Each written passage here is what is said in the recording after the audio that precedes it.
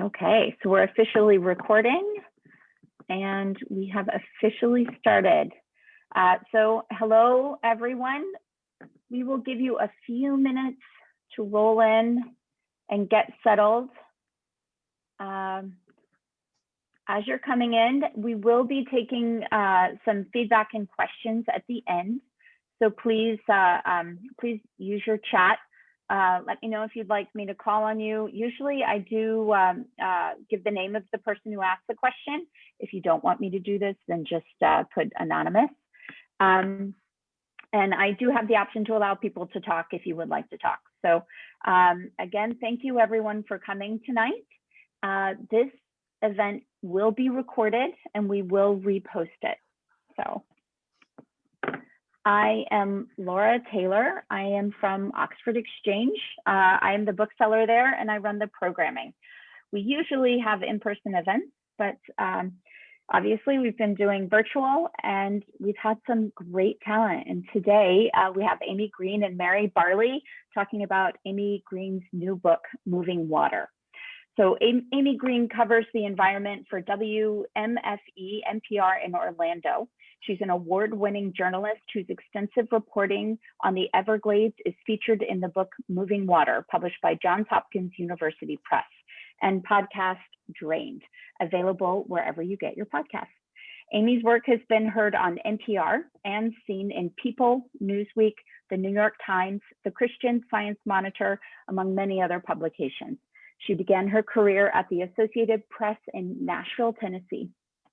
And Amy grew up in Florida and currently lives in Orlando with her 7-year-old daughter. Joining us tonight with Amy is Mary Barley. She currently serves on the board of the Everglades Foundation, having served as vice chairperson from 2003 to 2012, and chairperson from 1995 to 2002, and is the chair of the Everglades Trust since 1995 to the present. Mary also serves on the boards of WWF National Council, Zoo Miami, and Wild Oceans. She formerly served on the National Parks Conservation Association, Atlantic Salmon Federation, Clean Water Action, Sierra Foundation, and Florida Keys History and Discovery Foundation, as well as many others. She's been designated an honorary Miss Kasuki, I may have said that wrong, an honorary conch, profiled in numerous magazines and newspapers, and included in 1999's Times Hero of the Planet. 2013 Women's History Month, she was recognized by Congressman Diaz-Balart in the U.S. Congressional Record. And in 2016, she was honored as Game Changer, Woman in Atlantic Salmon and Environmental Conservation, and was named by Influence magazine as one of the 100 most influential people in Florida politics. Welcome, Mary and Amy. I'll pass it on to you. How are you tonight? Doing great. Thank you so much for having us. And thank you everyone else for joining us. I'm Amy Green. I'm the author of Moving Water, and the Everglades is one of my favorite things to talk about. I just love it. I love learning about it. I love reading about it. I love going there and getting my feet wet. I just love it. And it is such a joy if I can just share a little bit of that with you and get you just a little excited about the Everglades. It just brings me a lot of joy. So thanks so much for joining us. And thank you, Mary Barley, for joining us. I just would like to go ahead and kick off the conversation by reading a short excerpt from my book, just from the introduction, which is just the very beginning of the book, just to kind of get the conversation going. At the heart of everything is the water. The water is brown, but not muddy. Perhaps this surprises you. Perhaps you imagined mud, thick, dense mud, stagnant, suck the shoe off your foot mud. Instead, the water is clear. Peer into it and you can see fish dart and turtles paddle. Often the water is described as tea-colored because, like tea, it's colored by leaves, most notably from cypress and pine trees. The water is cool, refreshing even on a hot day. It flows, an important fact for the Everglades. Sometimes the water is smooth as a mirror, reflecting the image of the verdant beauty surrounding it. Tall, leafy cypress trees, shorter, stouter pond apple trees. When this occurs, you do not peer into the water, but stand back and admire the impressionist painting the water has created. I once heard the famed photographer Clyde Butcher, known for his stark black and white images of Florida's wilderness, say he drinks the water right from the swamp. Imagine Santa Claus in the swamp, and you can imagine Butcher, water up to his wide girth, shirt sleeves cuffed at his elbows, brimmed hat shading his white beard. We've drank out of the swamp, and I'm still here, he said. I followed Butcher into the swamp, water reaching my hips. This is so cool, I said, but I did not drink the water. Moving water is tricky. By this, I mean the feat of relocating water from one place to another, shortening, straightening rivers, draining lakes into the sea. The engineering is easy. We've done that for 2 centuries. But moving water is more complex than the fundamental task of disposing of it to make space for new homes and ignite a housing and agricultural boom, which is what early Floridians envisioned for South Florida and what they got.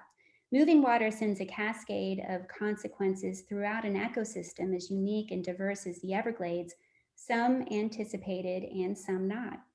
When the old Ingraham Highway opened in the early 1920s, it was the first to give Ford Model Ts access to the fishing village of Flamingo on Florida Bay near the peninsula's southernmost tip. Hunters and moonshiners used the highway during the dry season as a route into the Everglades. During the rainy season, the highway was often impassable. Parts of the highway were constructed on limestone dug from the sawgrass prairie by a dredge floating on barges. The Homestead Canal, left behind by the dredge, flowed parallel to the highway. Today, remnants of the highway are part of the Anhinga Trail in Everglades National Park.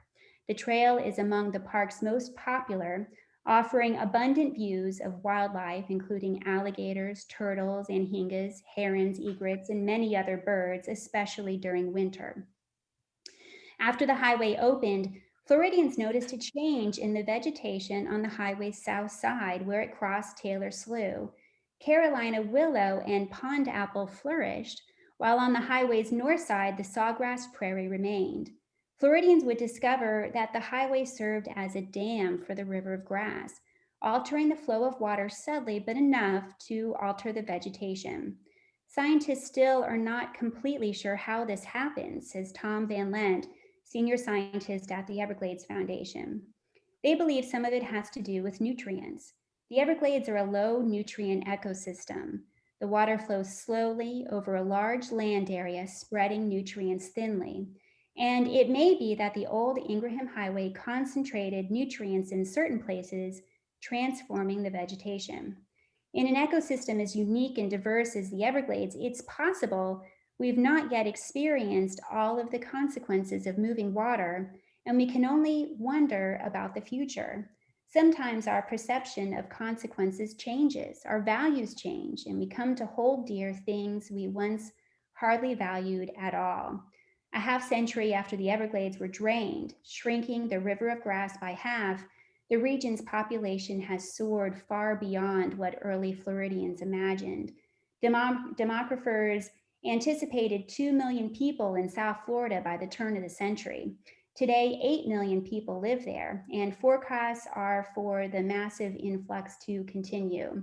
The population has grown so fast that South Floridians are realizing they could run out of water very soon. It may also be, Van Lent says, some things happened that we didn't even notice happen, and they're irretrievably gone. Everglades restoration means again moving water, and this is more complex than the fundamental task of acquiring land and removing dams. Restoration will lead to new consequences, some anticipated and some not. It's possible some of these consequences will require new acts of salvation, which in turn will lead to new consequences. And that's just a little excerpt from Moving Water. I have been working on the book for about 10 years. I got started actually back in 2008, Mary. I was working on big news in the Everglades at the time. The governor at the time, Charlie Crist, had announced just a monumental state plan where the state would buy out US Sugar Corps and put that land toward Everglades restoration. And US Sugar is the nation's oldest and largest sugarcane producer, part of a very large farming community south of Lake Okeechobee, kind of in the heart of what used to be the Everglades. And so at the time, environmental advocates were billing this as a very historic development in Everglades restoration. And so I started working on an article for Newsweek magazine about this and about the Everglades Foundation, which is Mary Barley's organization. And the Everglades Foundation was very deeply involved in the negotiations in this deal. And so I called Mary Barley and talked with her, and she told me how the Everglades Foundation got started, which was basically her own biographical story. And so immediately I was fascinated by this story. And so I drove down to Isla Mirada, which is where Mary Barley lives, and did a personality profile on Mary for the Christian Science Monitor. And the story just always stuck with me. I could immediately see that Mary had lived an extraordinary life and a very important life in Florida history. And so a few years later, I called Mary and I asked whether she would be interested in me writing a book about her life. And she said yes. And Mary, I wonder, why did you say yes, and do you regret it? Well, really, truly, I'm still amazed. I'm amazed that you found my story would be interesting enough for a book.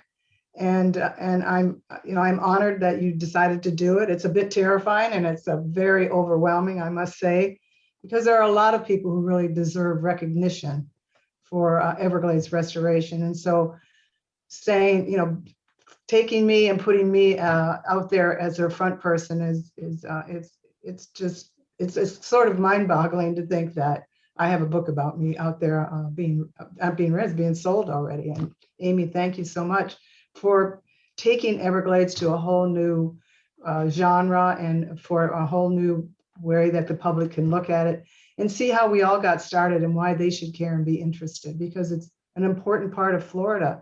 And it's, how Everglades goes our whole life in Florida. There's just no doubt about it. Well, Moving Water is the first book to tell the story of George and Mary Barley, who may be the most influential Everglades advocates you've never heard of. We all are very familiar with advocates for the Everglades like Marjorie Stoneman Douglas, the very famous activist and journalist who coined the phrase river of grass.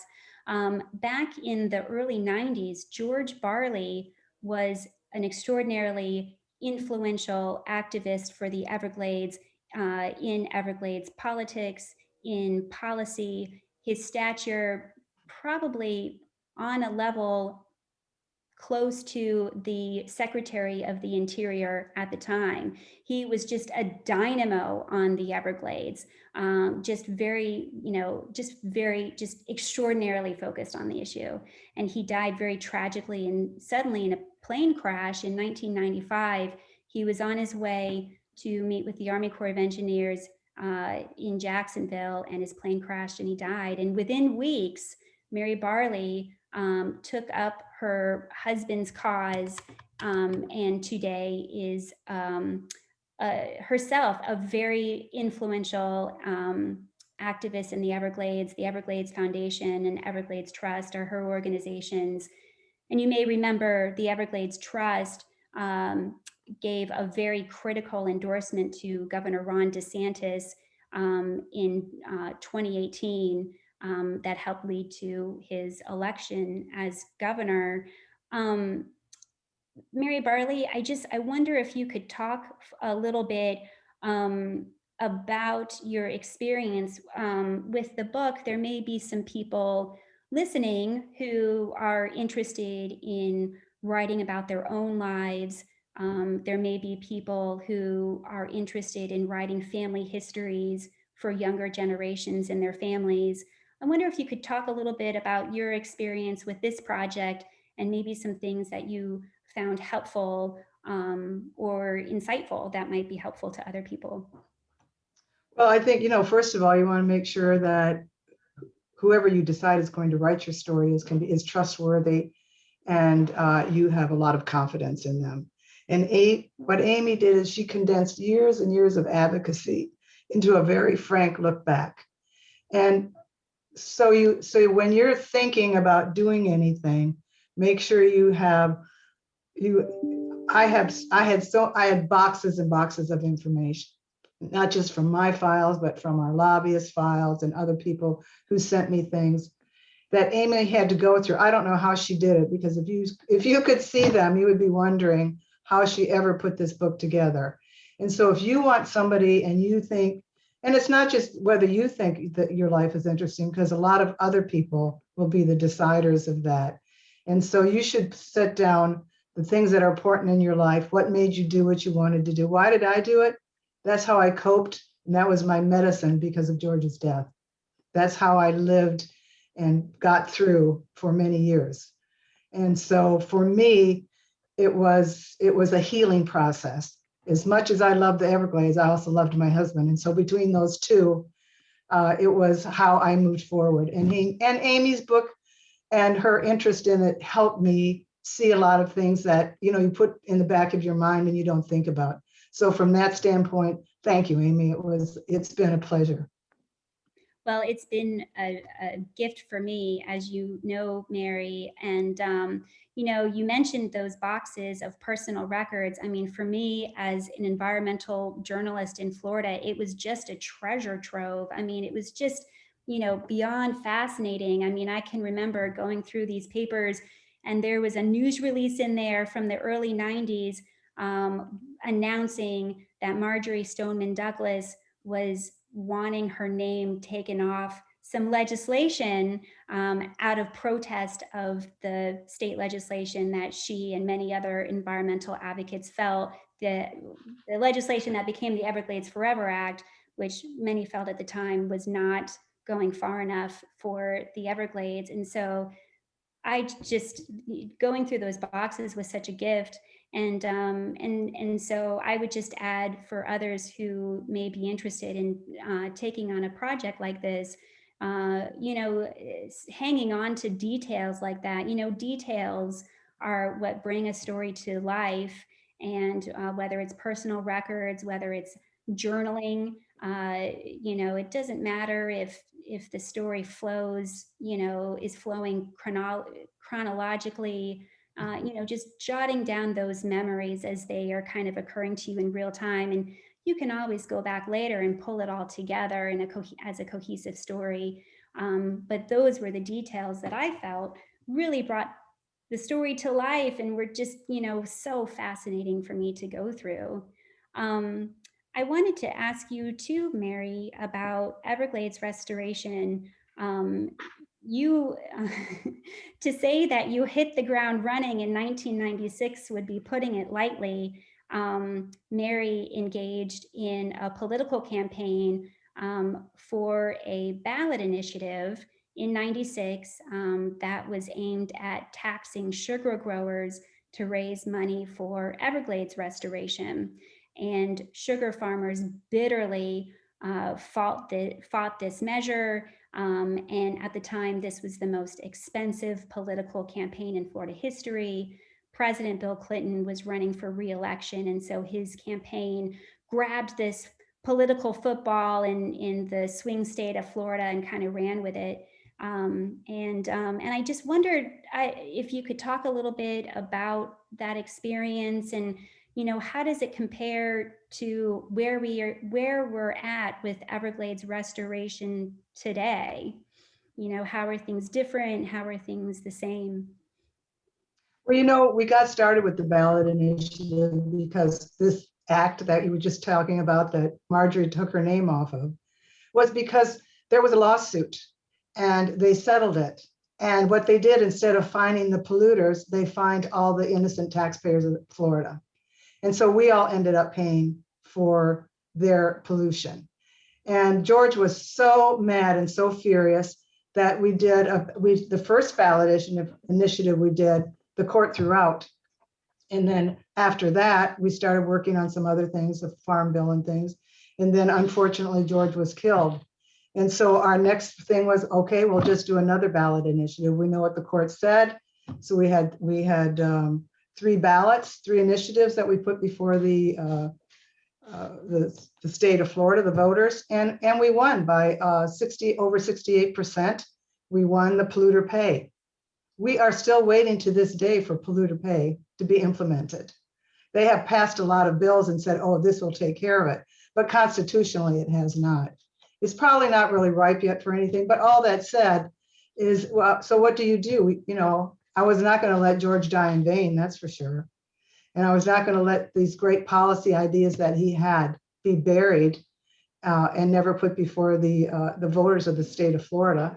And so I, along with one of his best friends, Paul Tudor Jones, he and I got together, and that's what we decided to do, that we would go ahead with the ballot initiative. We lost the penny a pound, unfortunately, because who knows why. It did not pass, but we did pass making the polluter pay, which probably in the end will be even more important as things roll out and clean water becomes the issue. Because when you talk about clean water, that will be 100% their bill that they will have to pay. Well, in some ways, we do know why penny a pound did not pass, and it was because the sugar growers, Big Sugar, as many refer to that special interest group in political circles, outspent the environmental group. Like 2 to 1, 3 to 1. Yeah, that's right. I mean, and I remember when we were talking to our strategist, he told us, he said, there's a point where if they outspend you, that you cannot win. And that's exactly what they did. They spent almost $50 million feeding that just for the tax. And so that's an important point that the book makes, which is that George Barley was really the first Everglades advocate to bring real resources to the table. Before that, environmental groups had been engaged on the issue. There had been attempts to restore the Everglades that were kind of what you might describe as low-hanging fruit. George Barley was really the first to bring real resources to the table and to take on this very politically powerful special interest group that many saw was as being obstructive in Everglades restoration, and that was Big Sugar. And he was able to bring resources and political connections to the table. And his best friend, Paul Tudor Jones, who, especially after George Barley's death, brought millions of dollars to the table that had not been seen before. And that's one of the things that Moving Water documents.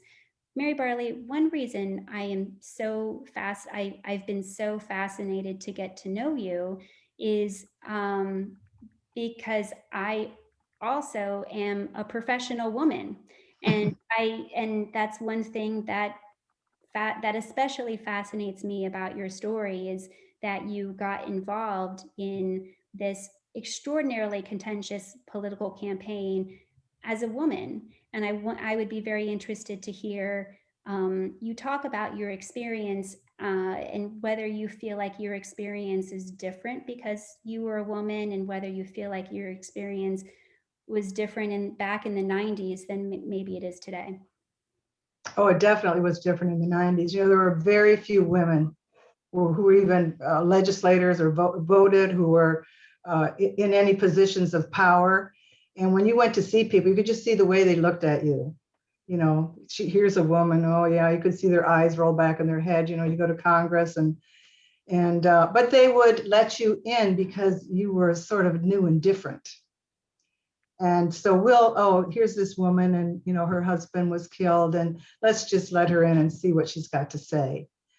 And I think, you know, that took a long time for me to understand and comprehend just how much that held the campaign back in some ways, because it's much more difficult for a woman to make her point and be believed than it is if you see a man up there. And I remember getting a lot of these points, you know, and it was always about how a man would do this, dress like this and do that and do this. And it was never about being yourself and being a woman. And now, these years later in my life, I see it so totally differently that it's amazing that I put up with it, really, when I think about it, because it's not my personality to do that. And so that's just probably why I stayed so long and fought so hard, because there was a lot of how men felt about women, and men, and still do, run all these agencies in our country. And most of the time you have to deal with them. And their policies are a little weak. They get bottled at by political contributions. And they don't like to hear the negative things and the science. A lot of times they just want to look at you. What can I say? We hear a lot about that right now these days. Well, and another thing that fascinates me about the story, Mary, is just the intensity that you and George brought to the issue. I mean, in going through those boxes, I mean, like, I thought I was obsessed with the Everglades, and like George, like, he just amassed, you know, just volumes of documents, you know, huge, like 3-inch binders of documents, you know, documenting what he believed was, you know, government corruption by Big Sugar. And I mean, just as an example, there was a press packet for 60 Minutes when George Barley did the 60 Minutes story. And I have been in journalism for 20 years. I have never seen anything like this. I was just fascinated by it. There were like suggested like interview questions. It just was beyond thorough. And Mary, you and I have had conversations about your experience after George's passing. You know, with, you know, some of the nation's highest leaders. You know, you've been in the Oval Office with former President Bill Clinton, and you've talked to me about how you're not intimidated by these leaders at all. And I was always very fascinated. Well, I don't think anybody should be intimidated by another person. I think we're all pretty equal, and there's always something, with the exception of sugar. I can't say there's much to like about sugar. But other than that, I think most people are real, try to be honest, try to give you good advice. I mean, George was so analytical, and he just knew where the right buttons were to push. He had no fear in doing it, which was, you know, what I admire maybe more than anything about him. And so from that, you know, you have, then where was I? You know, I never was really much impressed by money or position. I think, again, it's what can you do for the Everglades? And if you're the right person, I'm going to talk to you. I'm going to be honest with you. I think I know, I studied a lot. I learned a lot. I follow the science. And I don't try and bring gobbledygook like sugar does. You know, all we do is try and tell you, here's the real issues. Here's why you should do it. Here's why it makes sense. Here's the economic side. Here's the environmental side. And, but you know what? It's what still amazes me, even 20, 25 years later, is money still runs a lot of it. It's sad. It's very sad. We give them a subsidy And in turn, they turn around and pay our politicians to do what they want them to do. It's not right. And someday I hope it's corrected. Well, I would love for this to be a very informal conversation. If anyone has any questions, feel free to write them there in the chat. And I'm keeping an eye on the chat here in real time as we're speaking. And, we're happy to discuss whatever questions you might have.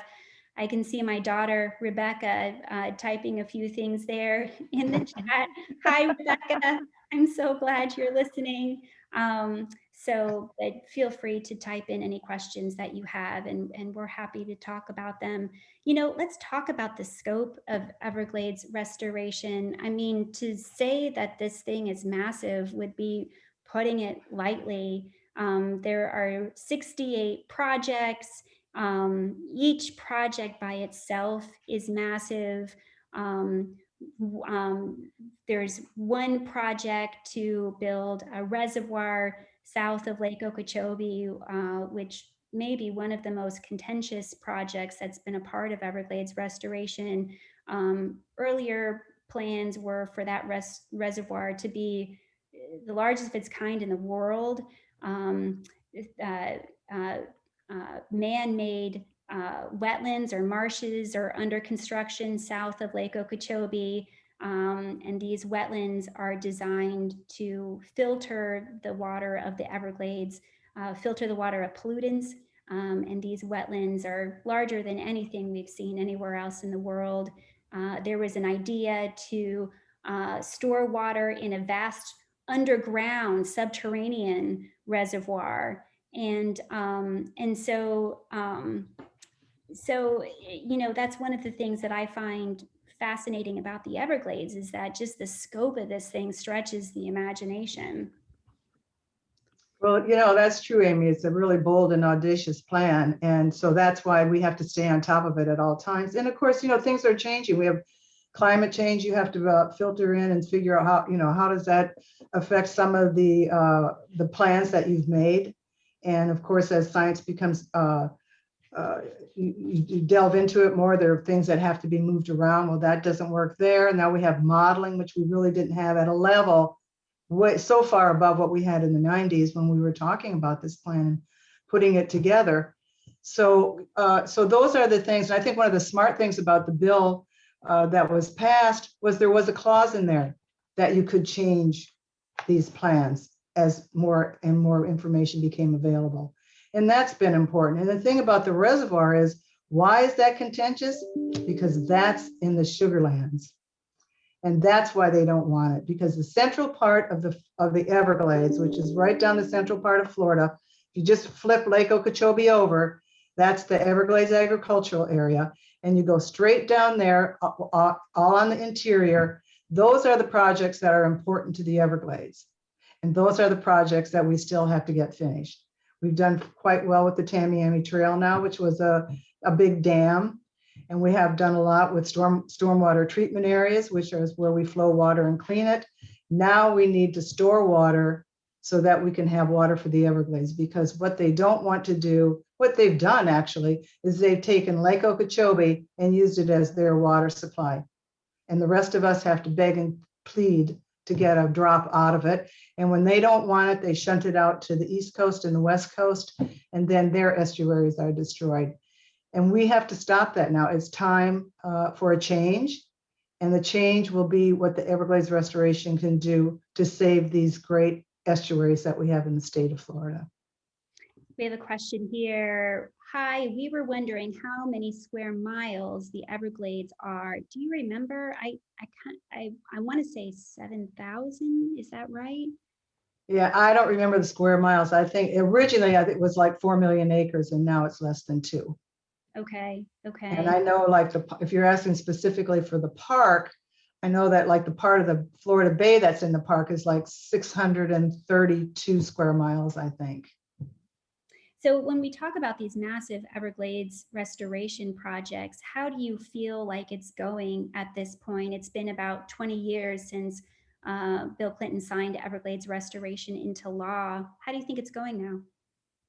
I think it's probably at the best place it's ever been. in the 25 years I've been involved. You know, Governor DeSantis has been an amazing politician. He has taken on sugar, you know, right head to head, toe to toe.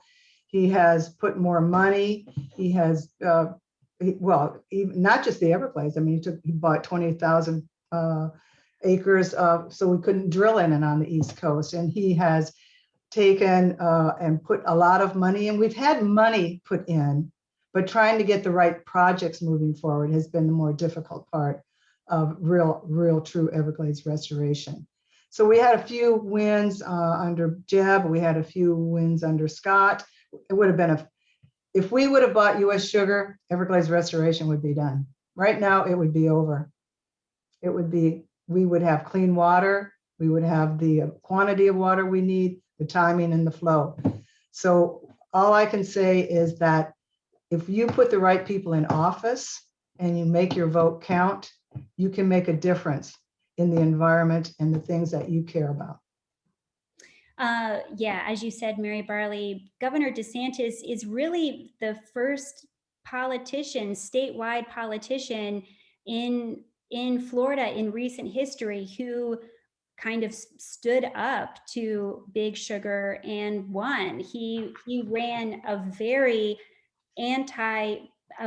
blatantly anti-sugar campaign back in 2018 when all of this toxic algae was just gripping the state, and many believed that nutrients from the agricultural fields in the Everglades agricultural area played a part of that, and so that was a big change for Everglades restoration. And since then, he has put millions of dollars toward Everglades restoration, and also his connections with former President Donald Trump has also led to more federal spending on Everglades restoration as well.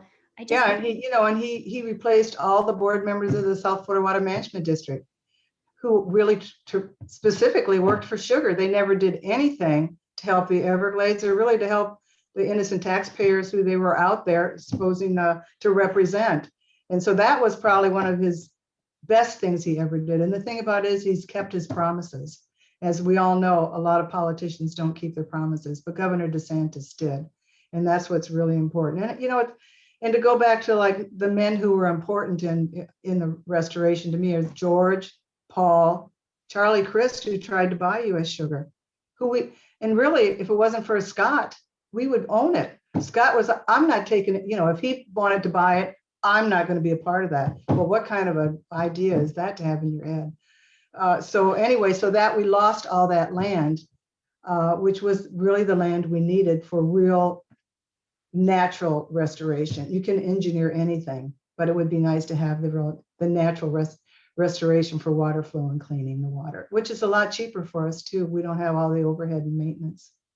Right. And so in many ways, Everglades restoration is in a much different place now than it was back in '96 when you were first getting into all of this.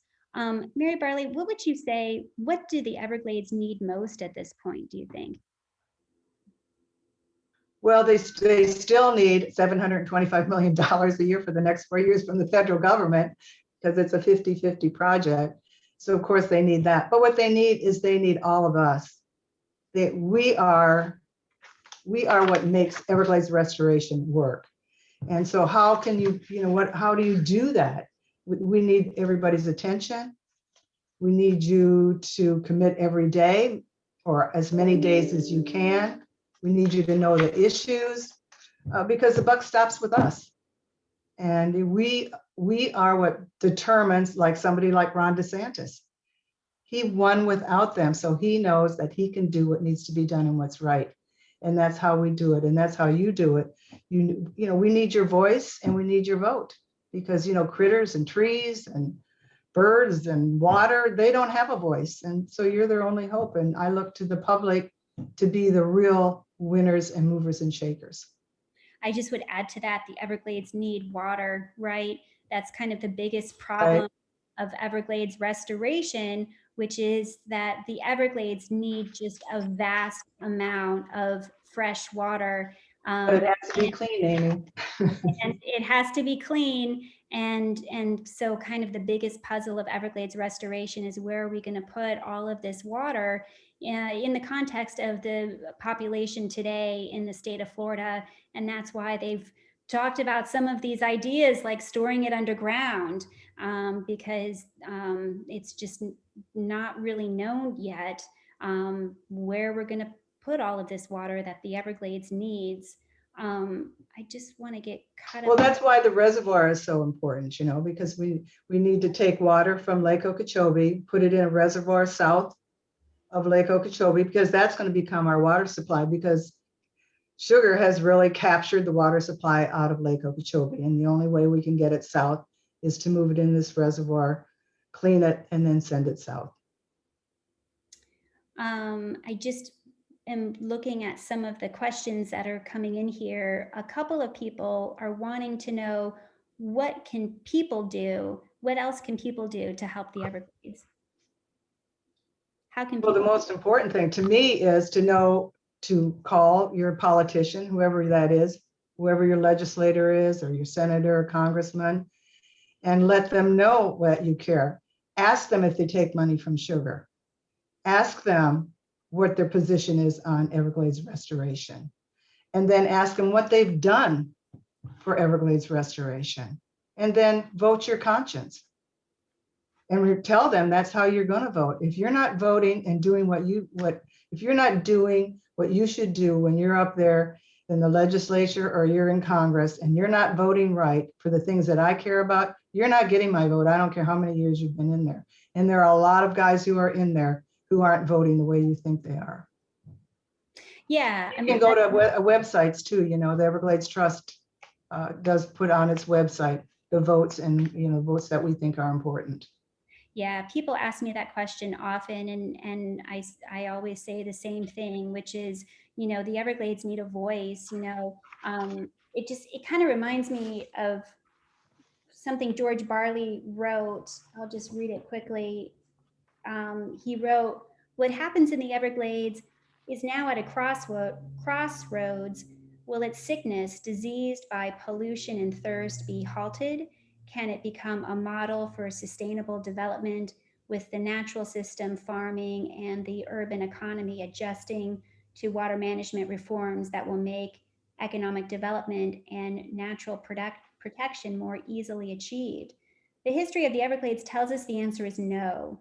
It will continue to be compromised by those who occupy high government offices, governing but not leading.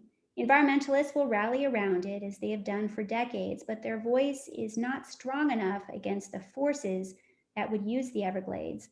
Only a swelling cry of citizen support will change the dynamics of the Everglades from systemic destruction to restoration. The Everglades uses no power, creates no pollutants, and if brought back to life, will yield sustainable benefits forever.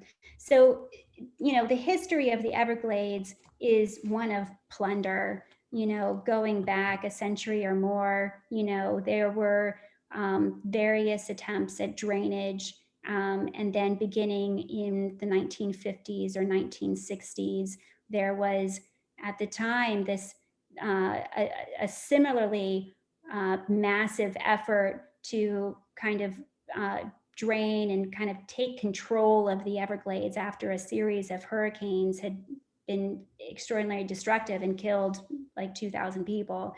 And so when people ask me, what can I do to help? As Mary said, reach out to your political leaders, support candidates that are doing good work for the environment in Everglades, and support organizations like the Everglades Foundation, the Everglades Trust. Audubon is another organization that's doing a lot, and support those organizations that are engaged on these issues. Yeah, there's a lot of really great ones. And also, you can follow the science. If you follow the science, you can see, and it's pretty obvious how the water flows, how it should flow, where it should flow, the timing that it should have, and your favorite fishing spot, or your favorite place for photography, or where you go kayaking. All these things are important, and that's why the Everglades is important. And it's an ecosystem, and It's the world's largest ecosystem restoration. And so we are the model now for almost every ecosystem. Well, I think not just it, we are the model for the restoration of ecosystems worldwide. And because of that, we are not going to allow us to be taken over. We are going to win this battle, and we are going to become the most wonderful restoration that's ever been on this earth. And that's, what can I say? And there's no reason why we can't. We have all the science we need to make that happen. I'm seeing a couple questions here on Big Sugar, and we have talked a little bit already about the DeSantis administration and how that issue is in a different place now in some ways than it was years ago when Everglades Restoration was just getting off the ground. Is there anything else you would like to add on that, Mary Barley? One of the questions, how do you explain the game sugar plays to exploit our politics and officials to keep the EAA the way they wanted? Well, I think that's very easy. They get a subsidy, and that subsidy is a guaranteed profit. And if you had a guaranteed profit, you would do everything you can to make sure you keep it. And they have 450,000 acres of sugarcane in the EAA, and they make a huge amount of money. We subsidize their flood control. We subsidize their water. So they have one heck of a business. Wouldn't we all like to have that, where we knew we could make a profit and never, ever have to worry about going bankrupt? Another question here about pythons as a major threat to wildlife species. Mary Barley, can you talk a little bit about pythons and the kind of work that is underway on pythons and other invasive plant and animal species in the Everglades? Well, obviously we're in a subtropical area, so we have lots and lots of invasives. I have never heard Steve say that, so I can't talk to that. I don't know. I know that they have definitely been a threat to all the I think rabbits and some of the smaller things that live in the Everglades. But I don't know that they're worse than sugar, because if you don't have the water flow, which is so important to the food chain, that for gators and all the birds and all the other things that live there, and the timing, which is really one of the most important parts of the water flow, so I'm not really answering your question, because honestly, I don't know the answer to the python side of it. I mean, I think they're doing some great things by paying people to go out there and bring it back, and we'll give you money for bringing the python in. And I think it's been very successful. And it's one of the things I said from 20 years ago: if you want to get rid of something, just put humans on it, because they know how to do it. There's another question here. How has climate change affected the Everglades and Everglades restoration? And to me, this is another kind of fascinating narrative in Everglades restoration. We had a report from the National Academies of Sciences back in 2016, 2018 or so, pointing out that Everglades restoration was based on historical trends, historical ecological trends in the Everglades, and pointing out that our climate is changing, and it is changing progressively more rapidly. And so the National Academies of Sciences called for what they described as a mid-course assessment, so that Everglades restoration could account for climate change. Mary, in what ways are we seeing signs of climate change in the Everglades already? Well, when the Everglades dry out, that is a huge carbon release. And of course, fires are. And if it's run correctly and it has water like it's supposed to be, the river of grass, that's a carbon sink. And so it's probably one of the greatest ones in the world, really, because it's how many acres do you find where you can, millions of acres that do that. And so we also have seagrasses, which are affected by this water flow if they don't get all the way down into the Gulf South and Florida Bay. Seagrasses are a carbon sink, mangroves are a carbon sink. So there's lots of reasons to restore the Everglades, especially the central part, because it could sequester. I've forgotten how much it is now, but it's like how many cars in all of Florida or something for a year in a day or something. The carbon sink is so significant in the Everglades. And so those are the kind of things as we move forward. Like I said, we're going to be a model for why you should restore these incredible wetlands. They are important to the planet and they are important to us as human beings in our health. And certainly COVID has shown us that we need to treat the planet and our critters better than we have. And we need to have a new dynamic on how we do that. Yeah, in addition to moving water, I did with WMFE and the Florida Center for Investigative Reporting, I did a podcast on Everglades restoration called Drained, and it was released in December, and it examined the progress on Everglades restoration since it became law back in December 2000. And one of the things we looked at was climate change, and we looked at how there are places in the Everglades that are literally collapsing as saltwater intrusion creeps into freshwater marshes. It causes those freshwater marshes to collapse, and you're seeing land loss in the Everglades at a rate that's occurring faster than what we're seeing in Louisiana. And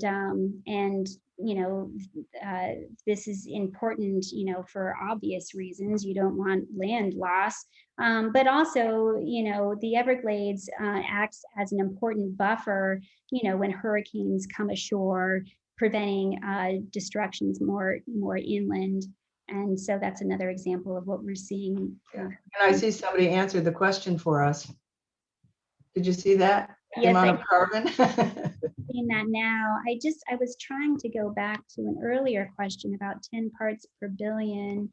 In the chapter, The Politics of Science refers to 10 parts per billion as the threshold for acceptable phosphorus content. Mary said her foundation and trust have always underscored science, but she also concedes science is not political science, which may have more impact on legislative outcome. But I did not concede that. I said to vote, know what your political people are doing, because political science, to me, may be one of the most important parts of Everglades restoration. This is huge, and it's done by the government and their agencies. So the only way we can make a difference is by forcing those agencies and governments to do the right thing. And the only way they do the right thing is if we vote the right people in and they know what we want. And so political science, to me, is the most important science of the Everglades restoration. People don't look at it maybe as hard as I do, but that's what I think. Okay. Did that answer their question? If not, they should come back with something. Okay. What other issues are we seeing come up in the questions? I'm still seeing some more questions about what can people do to help the Everglades. Mary, would you like to talk a little more about that? And I also would ask, the Everglades, we see, throughout the history of the Everglades, a lot of misunderstanding on what the Everglades are, and just mischaracterization, a lot of many the scary swamp. A scary swamp, a place filled with snakes and pythons and alligators. Many Floridians have never been there. I wonder if you would like to talk about what are some of your favorite things you like to do in the Everglades? What are some fun things people can do in the Everglades? Well, I love, I like to hike. I like to go into when we were talking about Anhinga. I'm a big fly fisherman, so I spend a lot of time, or have spent a lot of time, on Florida Bay fly fishing. And I've been, done in a lot of freshwater areas in the Everglades too, fishing for bass, like the Lake Okeechobee and in Kissimmee, because maybe people don't realize, but the Everglades actually starts up in Orlando. And so when it flows all the way down through Lake Okeechobee, and then that was the original spill that came down and moved south. And so now that, and I like photography. I like that you can go out and look at the stars because it's so quiet and there's no light pollution. So if you love the celestial areas, you'll probably not find a better place than if you can get into the Everglades somewhere. And to me, it's like anything you want to do that you like, you can probably do in the Everglades. It's just the kind of place, it's so vast. If you just want peace and quiet, you could go find a place there that would be peaceful. You have to be careful though, and not go where all the mosquitoes are. But the Everglades, like I said, starts way up in Orlando. So there's lots of places you go in the Everglades to do whatever you want to do. Kayak down the Kissimmee, just go bird watching, take an airboat ride. I mean, it's all the things you want to do outdoors you can do in the Everglades anytime you want to just move that way. And it's like any place you go, you got to be careful crossing the road. You have to be careful when you go in the Everglades. Just that's the main thing for anything that one does when they're outside. Yeah, that's absolutely right. A lot of people, some people maybe don't like getting their feet wet, but that's one of my favorite things about going in the Everglades, especially in Florida. It's often, really hot. And when you are in the Everglades and, when you're in the water, when you're actually getting your feet wet, the water feels very cool. It feels refreshing. I took my daughter, Rebecca, down to the Everglades over the holidays. It was her first time down there. She's 7 years old now. And I can see Rebecca on the chat. And Rebecca got right in the water and the water, was almost up to her waist. And I just think that's really cool. And so that's one of my favorite things. Yeah, there's a lot of great places to go slogging in the Everglades. Really, people should look it up. It's a fantastic way to spend a day. Right. And here in Orlando, we have Shingle Creek, which is the headwaters of the Everglades, and that's a beautiful kayaking trip if you're interested in that. I'm just keeping an eye on the questions in the chat. Here's one: a related forthcoming book is The Swamp Peddlers on installment land sales in the 1950s. Is the subdivision of towns and cities a major historical reason for permanent loss of half of the Everglades? I would say that's one reason. I would say that's one reason. When early Floridians were talking about draining the Everglades, it was a different time in environmental history. If you can think back to, Manifest Destiny and this,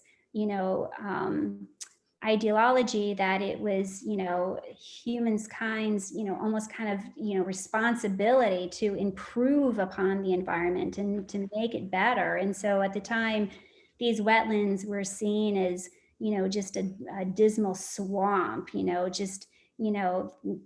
without having any value at all. And so Floridians talked about reclaiming the Everglades and building, and draining the Everglades for agriculture and development. And then after a series of hurricanes went through and many people died, there was a new fear surrounding the water of the Everglades and a new push to take control of the Everglades and construct, water management infrastructure that at the time had never been seen before, and still today is some of the most complex in the world. I'm just taking another look at the questions here. I'm just having a little trouble scrolling through. I don't know if you have anything you would like to add to that, Mary. No, I think people want to know what they can do, and I understand that. I mean, find a group that you believe in. The Captains for Clean Water, Everglades Foundation, Everglades Trust, Audubon. National Parks Conservation Association, the people who are in Everglades Restoration every day. Follow them when they ask you to do something. If you possibly can, push the button and do it. That's the way you make a difference when you have to deal with governments on everything that you're talking about. It's not like you can go and protest. You could do a protest against sugar. I'd join you with that. So there are ways, to make a difference, but I still think the biggest difference is your vote, because that happens every 2 years. And so every 2 years you can make a change, and that change could be the most critical change that we have to move Everglades restoration forward quickly. Another question, Mary, who or what caused Senate Bill 712 to be so weak on actual water quality enforcement? I have to refresh my memory. Well, I don't, you'd have to refresh my memory too, but I'm sure I can tell you probably who made it weak. I think if that was the Putnam one and those guys, it was sugar. Because one thing agriculture wants is to make sure that they have control of water quality, because they're the only ones who can pollute without consequence. Do children in Florida learn about the ecology of the Everglades in school? I actually have been contacted by a school representative from Osceola County Public Schools. Of course, the Everglades headwaters are within the boundaries of Osceola County, and she has reached out to me about engaging in some educational programs with them. And so that's very exciting. And, there's nothing I love more than sharing my passion for the Everglades with other people. And if I have the opportunity to do that with children, that's even better. So yeah, and the Everglades Foundation has a literacy program, and we have trained hundreds of teachers, and we're involved in, I've forgotten, 20 or 30 counties now, and how many schools, and and they train the teachers. This is a program put together by teachers, for teachers, to teach children. And so if your school is not involved in this program yet, go on the Everglades Foundation website, and there's a literacy click on it and get your school to become involved. We will send people there to help you set it up and teach your teachers how to teach Everglades restoration, which goes well beyond Everglades. It goes beyond the environment. It talks about all, that translates to the environment on the whole. I apologize. I've been monitoring the chat, and I just discovered that there are also questions in the Q&A segment of Zoom here. Here's a question from Christine Ball, who says, Mary Barley, you have been and still are an amazing environmentalist and advocate for our America's Everglades. Are there other similar or comparable wetlands in the world? Are any of them as threatened as much as our Everglades? What is your prognosis for the health of America's Everglades? I feel very, very positive about America's Everglades. I am worried. I'm worried about the Amazon. We all know what's happening in the Amazon, which is probably the most important wetland on the planet. And so all these things that we hear about, we need to take an interest in them in any way that we possibly can, because what we're showing through the Everglades and our restoration projects is that they can be saved, they can be protected, and we can have a restoration that is meaningful to the planet. Another question from Christine Ball. How many jobs are dependent on the health of the Everglades? Oh, hundreds of thousands of jobs, because water is Florida's tourism is our main industry. You can't live without water. And so Everglades is the water supply for more than, now it's 9 million people in South Florida. Thanks, Chris. Another question, Mary, how do you feel about the makeup of the current Florida legislature? Is the foundation making any new promising inroads?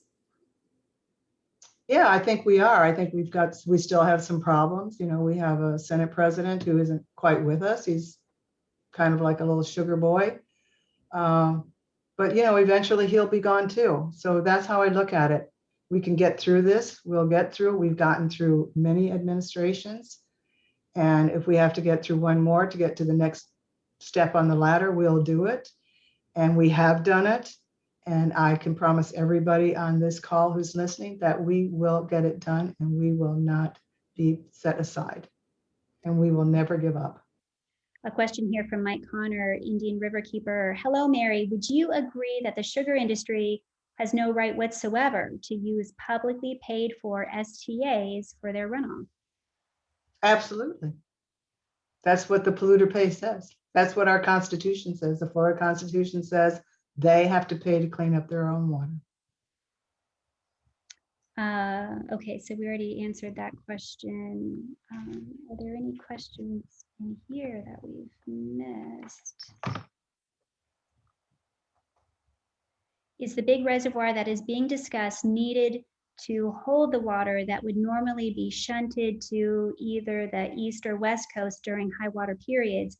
It seems as if you are saying that as long as Big Sugar is in the way, none of the restoration efforts upstream, meaning the Kissimmee, will actually benefit the Everglades.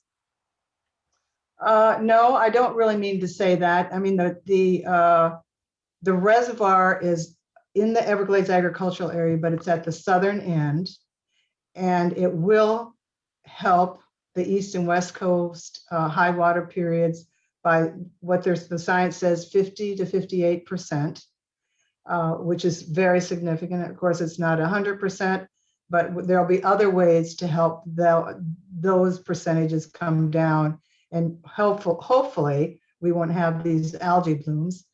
And then what was the other part of the question was, the upstream of the Kissimmee. Well, the Kissimmee River has, already shown from its restorations, it's just amazing. I don't know if you've taken a ride down the Kissimmee River on a boat lately, but it's mind-boggling when you see all the birds and all the changes that have made.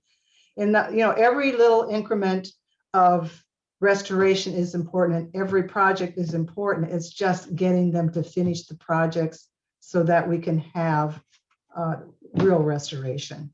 And of course, what the Kissimmee does is it helps cleaner water coming into Lake Okeechobee, so it doesn't have to be as dirty.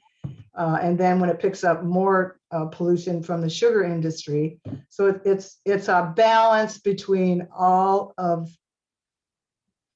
the watershed out there and trying to make it work in a new and engineered way. Unfortunately, it's not going to be natural. The Kissimmee River is one of the biggest success stories probably of Everglades restoration. This is a project that is very near to completion, and already you're seeing wading bird populations come back. That's a restoration where it's just thriving, and it just goes to show that these projects work. It goes to show that when the water is clean, when there is enough fresh water, it helps the system. It's just that it's just taking a long time for these projects to, even get started in some circumstances. Yeah, well, talking about the restoration and the efforts upstream in the Kissimmee, here's one thing that you could do right now. There's an aquifer storage and recovery bill working through the legislature, which is not good for Everglades restoration.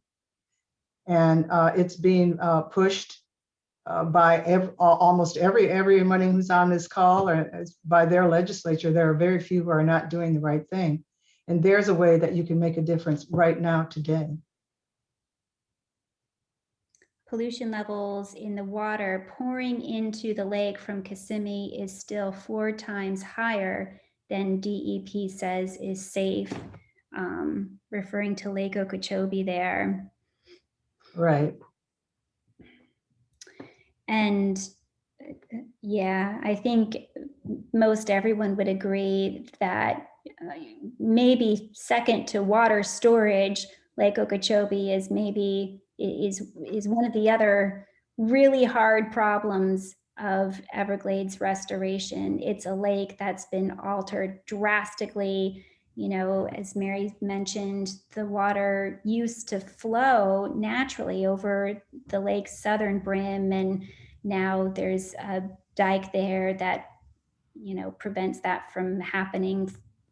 You know, that will never happen again. There's a lot of residual pollution in the lake, and that's an issue we'll be working on for a long time, I expect. Yeah, don't be discouraged. Whatever you do, everybody on here, don't be discouraged. It's because we can win, and we just have to stick by the science, and we will make a difference. And we'll make a difference because you help us. I'm not too sure. Don't forget to read her book. You'll find out a lot more about how we got here. I'm not too sure what this Okeechobee since the 50s has served as a a sump pump. It must be a sump pump, not a filter. Right. Well, once you make something a reservoir and you put in your ditch and dike it, it can't clean itself. So all its pollution and dirt stays in there, goes to the bottom, and the hurricanes come or anything happens. It's a complicated system, and probably we've given you so much more information, your head is spinning. And, you know, try and keep it simple. It's, you know, send the water south. That's a simple talk, and that's how Everglades Restoration will be successful, by sending the water south, and that's what we're working on. Those are the projects that we want finished, to send the water south. All right. I'm not seeing any other immediate questions, I don't think. I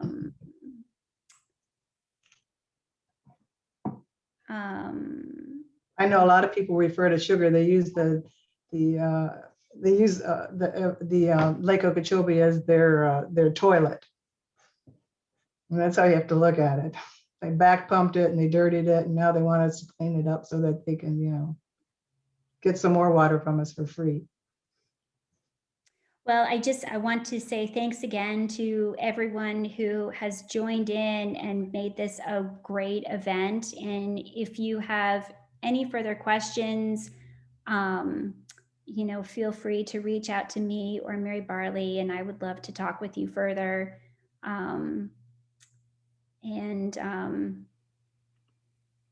Is there anything else? Right here. No, thanks so much. I thought it was a fantastic night, and I just want to say, Mary and Amy, you guys were great. I could have gone on, and then I looked up and I was like, oh my God, and the questions were coming in. So what a wonderful night, and let's hope for better things for the Everglades. So we will write our congressmen and our senators, and we will take canoes, and we will appreciate the Everglades that we have, and we'll let everyone know that it matters. So. It's the only one we have. Thank you, everybody. Oh, yes. Enjoyed it. Hope you enjoyed Moving Waters. It's a wonderful book. Yes, we do have the book. I included the link for our website. You can always go to www.oxfordexchange.com and just type in the search bar Moving Water, and it'll pop up, and we will send it to you. So have a great night, and keep reading. Thank you. Bye, everybody. Thank you so much, everyone. And thank you so Bye, much, Rebecca, for hosting us. And Rebecca, I see you raising your hand. I will be answering your question very soon. Thank you so much. Bye, Amy. Thanks, Laura.